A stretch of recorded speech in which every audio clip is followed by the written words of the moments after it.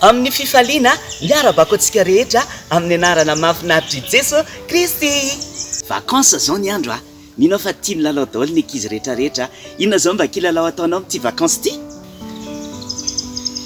Betsaka amintsika zao rehefa misakafo dia mivavaka isika. Zany hoe bebe amintsika zao zatra mivavaka rehefa misakafo.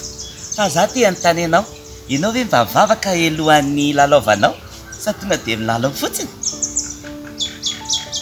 Mety hoy angamba ianao hoe ilalao koa ve dia hivavaka? Fa ny baiboly eny mampianatra hoe na inona ataonareo ozy izy dia ataovy amin'ny fo tahaka ny ho an'ny tompo fa tsy ho an'ny olona. Zany hoe ny zavatra ataontsika rehetra zany dia atao ho an'ny tompo. Dia tokony hivavaka zany tsika mialohan'ny ilalaovana. Na inona ataontsika zany dia mila apetraka eo ampelatanan'Andriamanitra foana ny fiainantsika, satria tsy fantatsika anie ny zavatra mety hitrange eo ampilalaovana eo. Dia tsara manankina amin'Andriamanitra ny lalao antsika rehefa milalao.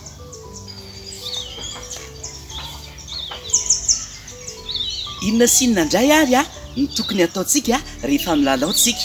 Inona ny tokony atao dia inona ny tsy tokony atao. Araka izany ary dia mampianatra ny baiboly ao amin'ny Jaona 4:7-20 sy 4:20 izy milaza manao hoe Andriamanitra dia fanahy ary izay mivavaka aminy tsy maintsy mivavaka amin'ny fanahy sy fahamarinana. Mety ozy angamba ianao hoe ahoana koa mivavaka amin'ny fanahy sy fahamarinana zany? Voalohany indrindra Andriamanitra dia fanahy, zany hoe tsy hita maso. Dia rehefa mivavaka zany tsika dia mivavaka amin'io Andriamanitra izay tsy hita maso tsika io. Fa miteny koa izy hoe mivavaka amin'ny fahamarinana, zany hoe tian'Andriamanitra zany tsika tena hivavaka amin'ny fahamarinana. Zany hoe mivavaka amin'ilay Andriamanitra marina dia mivavaka amin'ny fahamarinana zany ihany koa dia manao ny marina, satria Jesosy Kristy no marina. Dia manaraka an'io Jesosy Kristy izay marina io dia miaina amin'ny fiainana amin'ny fahamarinana. Ka rehefa milalao zany tsika dia mandeha amin'ny fahamarinana. Rehefa milalao zany tsika manomboka zao dia mianatra tsy mitirisy, tsy mangalatra. Ohatra hoe rehefa manao jeu de point ianao dia tsy mangalatra. Rehefa manao kasikasika poka dia rehefa tratra dia tena tratra fa tsy mangalatra. Na inona kilalao ataontsika andao hianatra tsika tsy hangalatra fa mandeha amin'ny fahamarinana. Ndao ary tsika anao marina foana rehefa milalao miaina amin'ny fahamarinana tsika, satria zany tena mahafaly an'Andriamanitra. Dia andao tsika ampifaly an'Andriamanitra.